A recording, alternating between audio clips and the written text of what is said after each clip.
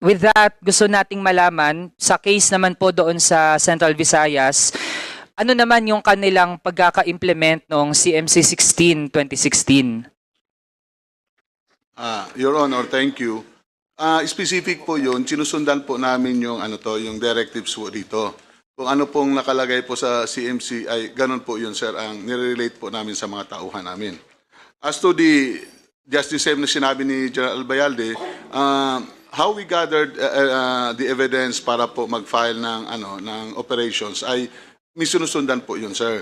Okay, then pagka may enough evidence, anyway, authorized naman po sa batas yung mag-bypass, di ba? So, pag na-confirm ng mga tao namin, they conduct either mag-apply ng search warrant or they conduct the bypass operations. Ganun po, sir, ang procedures doon.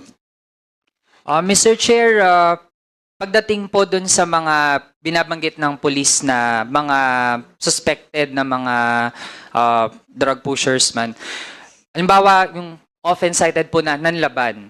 Sa ganun pong mga instances na merong nanlaban, no, pwede po bang maipaliwanag sa ganung mga instances, ano po ang ginagawa ng police?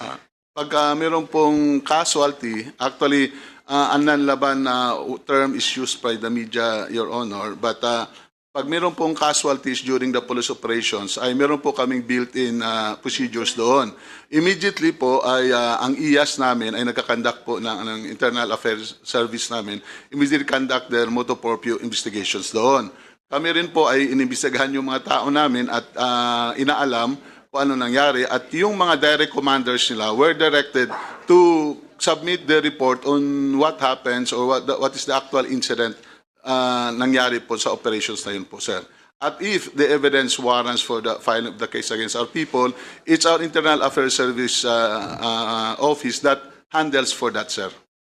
So sa ganong mga instances, Mr. Chair, ano din ba ang range ng mga pwedeng gawin ng police? Kasi pag nanlaban po, may range din po yun eh. Pwedeng nanlaban ka parang nagbabudge ka o iba din kung yung nanlaban ay merong baril, ganon. So, ibig sabihin, ano ang tolerance din na ine-execute? Ano ang mga pwedeng gawin? At ano yung hindi pwedeng gawin nung police sa ganong mga instances? Ang guidance po namin, sir, just like sinabi ni General Albayalde na we observe the human rights, is kung may imminent threat po sa life ng mga enforcers po. If there's an imminent threat at alam nila na may delikado rin po ang buhay nila while conducting the operations, then it is on their discretion to defend themselves against overpowering opponent po, sir. So yung procedures po ba na yun ay meron pong reference, Mr. Chair, nakasulat po ba yun o ano din? Kani-kanyang diskarte din? I think, sir, mukhang meron naman ata yan, sir, kasi yun po yung nire-relay po namin sa mga tao, sir. So ano po yung reference na iyon? Can our former PNP chief cite that, Mr. Chair? Actually, sir, maski hindi naman naka-specify yan dito sa directive, sir, we undergo series of seminars, both sa human rights, operations, and intel po, na in-emphasize po yan doon. So, hindi po talaga specific na isang directive catch-all lahat dito sa Oplan Double Barrel po lahat yan, sir. Kasi, kumbaga, sir, yung mga yon ay already supposed to be alam na po ng mga pulis namin, sir. So, so far mula dun, Mr. Chair, gusto ko lang kunin din yung pagtingin ng ating mga lawyers dahil nga mula dun sa police operation, pag-house to house, tapos yung fact na hindi nga nagfa-file ng kaso. I'd like to hear, Mr. Chair, from Attorney Conti and Attorney Jokno. Based sa kanilang knowledge, how sound is the whole process at ano po yung implications ng ganong process? Maybe Attorney Conti, then Attorney Chel. First, thank you, Mr. Chair. But first, regarding suspected or the concept of suspicion, it is not a basis to file charges. The basis is probable cause, and therefore, you have to raise the quantum of evidence from mere suspicion to something that is probable cause, reasonable probability that this person committed a crime and that this person was the one who committed the crime. In the case of the PNP has been citing the drugs law, so the Comprehensive Dangerous Drugs Act, 5, 11, 12, 13. Yan po yung mga kaso doon. 5 is sale, 11 is possession of drugs, 12 is possession of paraphernalia, 13 is use. Ito po yung mga criminal cases. Unless there is probable cause to charge these people with that crimes, then hindi po sila pwedeng, sa totoo lang, hindi po sila pwedeng ipa-surrender, na sa palagay ko, in practice, hindi naman voluntary yung naging surrender. Pangalawa, dito po sa surrender, from the questioning of Congressman Manuel, it has been raised that the surrender happens, supposedly, yung tokhang is that you knock randomly on people's doors. Hindi po rin pwede ito. Kasi again, it's just based on suspicion. And even if we say, actually ang nangyayari po sa totoong buhay ay, kumakatok sila sa lahat ng bahay. So, sonahin po yung mga lugar, palalabasin ng mga tao, and there's two parts. They ask you to maybe provide information, and second, they ask you to do drug tests. First, as to voluntary surrender, if we were to consider this as first, an extrajudicial confession. Ang extrajudicial confession po na, opo, ako ang may sala, ako ay may ginawang krimen, ako po ay user, or ako po ay pusher, seller, etc. It is not within the legal standards. Kapag extrajudicial confession po, na para admissible sa korte, una, kailangan po ay meron kayong abogado. Ang inyo pong confession ay nakasulat, pirmado, at sa harap o sa witnessed by your counsel and also by some other person whom you trust. Stricto po ito. In fact, actually pwede po kayong mag-waive ng abogado. Yari sabihin nyo, aamin ako, walang abogado. Pero yung pag-waive nyo ng abogado, kailangan din po ay nakapirma at nakasulat na pumapayag akong wala akong abogado at gusto kong mag-execute ng extrajudicial confession. Kaya sa totoo lang, hindi po maiiwasan ang participation ng abogado. Kasi kung ayaw mong magkaroon ng abogado, pag aamin ka, bago mo gawin yon, kailangan mo ng abogado para alam mo na ano ang consequences kapag umamin ka. In the concept of voluntary surrender, ito po ang tinatawag na mitigating circumstance sa criminal law. Yung term na yon, ibig sabihin, sumusuko ka sa batas. Ang assumption nun, may kaso po kayo at sumusuko ka sa korte. Kaya yung konteksto niya dito sa tokhang ay hindi sa ganoong legal framework at mukhang pinapasuko ka at pinapaamin sa isang krimen na hindi mo alam. At punta po ako dito sa drug testing dahil magkadikit po ito eh. Sa drug testing, meron diyang una, violation of the right against self-incrimination. Kasi hindi ka naman dapat or hindi ka required na magbigay ng ebidensya laban sa sarili mo. Yun nga yung sinasabi, you have the right to remain silent. At kung maglalabas ka ng ebidensya, ihi mo, na magiging daan para magkaroon ka ng kaso. Kasi ang drug testing po ngayon, na ginagawa po ng police in practice, papaihiin sa isang parang lalagyan, tapos merong stick. Ito po yung parang isasawsaw, tapos pag basta may indicator, positive, negative. Medyo crude po ito, medyo lumang paraan siguro. Dahil ganun, syempre, hindi mo maiiwasan, posibleng may mix-up, posibleng may pagkakamali. Kaya hindi rin ito, hindi rin tayo sasang-ayon sa nakalagay sa Comprehensive Dangerous Drugs Law. Kasi po, ang nakalagay doon, dapat authorized ang testing. DOH certified. At kailangan po, dalawa pa nga yung phases ng testing eh. Una, yung unang test and then may confirmatory test. Hindi po pwedeng isa lang at yung sausaw sa ihi lang. Kaya po, marami pong butas talaga ang Command Memorandum Circular. Magsimula pa lang sa house-to-house, visitation, etc. Noong 2017 nga po, nagsampa po kami ng kaso para po sa mga residente ng Payatas at ng Scout Tuason sa Quezon City. Dahil ito pong Batasan Station 6 in particular, sa pamumuno po ni Colonel Lito Patay na naging respondent po namin sa kasong yon, naging overzealous sila. Ito po ay sinabi ni Colonel Elizar. Nagpapaumanhin siya kasi parang medyo sumobra. Nag-house to house po sila ng census at ng drug test. Lumabis naman masyado kasi po meron sila pong census form. Ang itsura po ng census form sa dulo parang meron ba ditong addict? Tapos sa baba, may iba bang mga taga-barangay mo na addict din? So this actually mirrors one of the DILG's efforts before to solicit information. Kanina po, nababanggit yung tungkol sa parang drug list or listahan ng mga suspected drug users, pushers. Ang naging documentation yan ay drug lists or narco lists or narco politicians list. Iba't iba pong mga ahensya ang naglabas ng ganitong klaseng listahan. Dito po sa ganitong parang community sourced information, naging problematic kasi parang kahit kapitbahay nyo, pwede nyong isumbong kahit hindi totoo. Yung drop box, parang raffle na kung kaaway niyo yung kapitbahay nyo, ihulog niyo yung pangalan at baka manalo na pagsuspetsahan siya ng pulis. Kaya kung babalik po tayo dun sa unang basis, I think one of the main arguments is that the information that has been provided to the police is simply not validated according to proper regulations.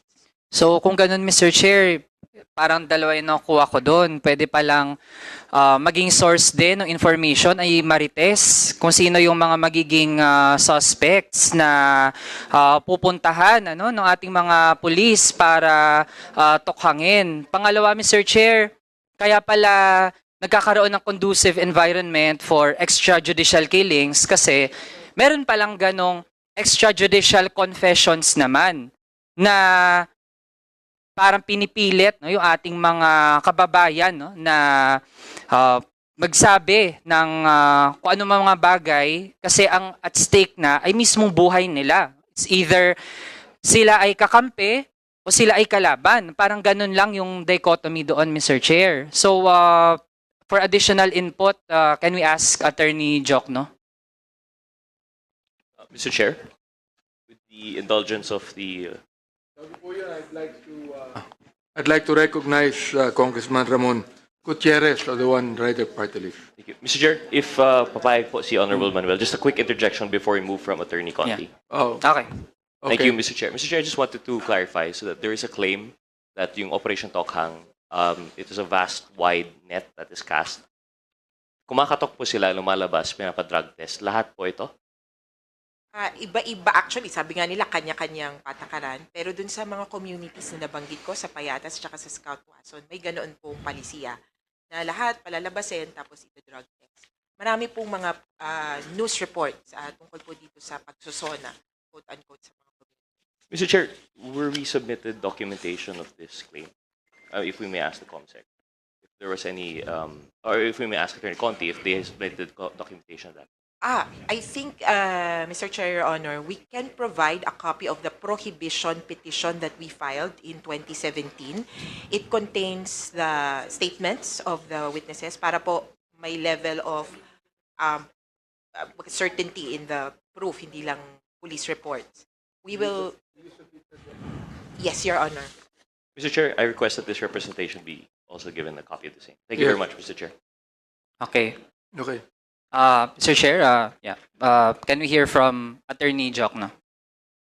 I think Your Honors, I think the law is clear as far as the job of the Philippine National Police is concerned. They are there to gather evidence and then apprehend people who are committing crimes and engaged in criminal activities. Kaya po kami nagtaka nung nabasa namin yung Command Memorandum Circular 16-2016 dahil maliban dun sa pag-case build-up o pangongolekta ng ebidensya at maliban din sa pang-aaresto, ay may nakasingit na salita na nabanggit ni Congressman Manuel. Pakilakas po, pakilakas. Kaya po kami nagtaka nung nabasa po namin yung Command Memorandum Circular 16-2016 na maliban doon sa pangongolekta ng ebidensya, pagsagawa ng case build-up at pag-aaresto ng mga kriminal, ay may nakasingit na salitang negation at neutralization. Ang klaro naman sa mga manual po ng PNP na pwede silang gumamit ng lethal force only in very limited circumstances pagka talagang lives are in danger. Pero dalawa po yung pinagtatakahan namin doon na since their job is to collect evidence and then arrest people engaged in criminal activity, bakit pa kailangan lagyan ng negation at neutralization? Clear naman yon na hindi kasama sa trabaho nila yon. And it's also clear from the manuals of the Philippine National Police na pwede lang silang gumamit ng force, lethal force, in very, very limited circumstances. At bawal din ang excessive use of force. So yun yung pinagtatakahan din namin sa Command Memorandum Circular 16-2016. These are also arguments that we have brought to the court, to the Supreme Court. Okay. Mr. Chair, ito na lang ilang mga punto. Mr. Chair, sabi sa The Drug Archive, isang collaborative project ng Ateneo School of Government, De La Salle, Philippines, UP Diliman, tsaka Center for Investigative Journalism sa Columbia University. Sabi po nila, the deadliest months, yung sa Tokhang, were the first 3 months after former President Duterte was sworn in. Kasama po dyan July 2016 with 738 recorded deaths. August 2016 with 633 deaths. Tsaka September 2016, 690 deaths. Nasa ilalim po ba ito ng term ng ating mga former PNP chief? Your Honor, hindi pa po ako designated doon sa 2016. Hindi pa po ako general doon. How about po kay former PNP Chief Albayalde? It was former Chief Senator Bato, who is the Chief PNP then, Mr. Chairman. Mr. Chair, was it either of our former PNP chiefs present na nag-issue din itong ating pinag-usapan na Command Memorandum Circular 16, Series of 2016? Pardon, Mr. Chairman. Kayo po ba, Mr. Chair, yung pumirma nitong Command Memorandum Circular 16, Series of 2016, na basis ng Oplan Tokhang at yung double barrel? It was then Chief PNP Senator De La Rosa, Mr. Chairman. So, kung ganun, Mr. Chair, then I think there would be a basis, lalo pat yung pinakamadugong mga buwan ng Oplan Tokhang ay sa ilalim ng former PNP Chief Ronald De La Rosa, then, Mr. Chair, I think it would be enough basis para imbitahan din siya dito sa ating hearing, lalo na't Mr. Chair, may mga tanong pala na siya talaga yung makakasagot. No? And Mr. Chair, of course, nakadepende ito sa wisdom ng committee, pero ako din, I think isang mariraise po dito ay usapin ng inter-parliamentary courtesy. But Mr. Chair, there was a precedent na House member din inimbitahan sa Senado at nag-appear, Mr. Chair. So if we stand na hindi po mas mababang kapulungan ang House of Representatives and the Senate can invite members of the House, then I think yung kabaligtaran dapat pwede rin, Mr. Chair. And if there are people who are really adamant against investigations of the ICC kasi tinuturing na foreign body siya, then we have a local avenue here dito sa committee, Mr. Chair, para magpaliwanag sila at sumagot ng mga tanong once and for all. So, yun na lang muna sa ngayon, Mr. Chair. Salamat. I would like to inform our good Congressman Party List Kabataan that we have always informed Senator De La Rosa on this hearing, no? And if he would like to attend, he is welcome to attend. But of course, he will still follow the parliamentary courtesy, being a sitting senator. Oh, yan ang gagawin po natin. Now, personally speaking, kung General Abelade, I support the anti-drugs campaign. I do not want drugs to permeate in our society. I support that, no? If you have actually arrested a lot of drug pushers, for example, so ako, pag drug addicts, dapat yan rehabilitate eh. Pag drug pushers, dapat parusahan yan. You see that? So, ako sinusuportahan ko yan. Ang hindi ko lang sinusuportahan, yung 6,000 na biktima, yung mga namatay. You yourself has indicated that there was a violation of human rights during the war on drugs. Hindi papasubalian yan, no? Okay, although, personally, I would support the anti-drug war, yet I do not think that it would be useful for us to be able to see more than 6,000 people getting killed in this drug war. Yun lang po yun sa amin dito. Yun ang ating iniimbestigahan dito. We're not investigating those that have been arrested. We are investigating those that have been killed without due process of law. Yun lang po ang gusto kong sabihin sa inyo rito. Okay? So, now, we would like to ask, no, I think, bago ko tawagin itong iba mag-interpolate, gusto ko munang tawagin si Asek Cratio ng DILG on what he thinks about what we have been discussing, no? Because under the DILG is our Philippine National Police. Go ahead. Good afternoon, Mr. Chair, and honorable members of the Committee on Human Rights and colleagues and different government agencies and guests. Sir, this representation respectfully manifests the Department of Interior and local government's acknowledgement of the seriousness of the Congress-initiated investigation and review of the slain victims of the government war on drugs. Sir, DILG supports Congress in this session and in these efforts. Thank you very much, sir. In this juncture, I would like to commend DILG because in their war on drugs, almost no one has been killed. Pwede pala mangyari yun eh. Di ba, Asek Cratio? Pwede pala mangyari na you have been there for more than a year, yet no one has been killed. Yet you are able to apprehend drug lords. You're able to, just recently, in Cebu, 40 billion worth of drugs has been seized. Di ba? I mean, I commend the DILG for realizing that you can have the anti-drug war without any victim at all. Your comment? Maraming salamat po, Mr. Chair. Yan po ay nangyari sa lahat po ng pagtutulungan ng lahat po ng ahensya under the DILG. Salamat po.